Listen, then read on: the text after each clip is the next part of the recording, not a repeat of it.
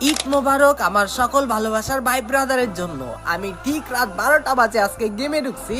সবাইকে ঈদ মোবারক জানাবো এবং কি ঈদ সালামি নিব।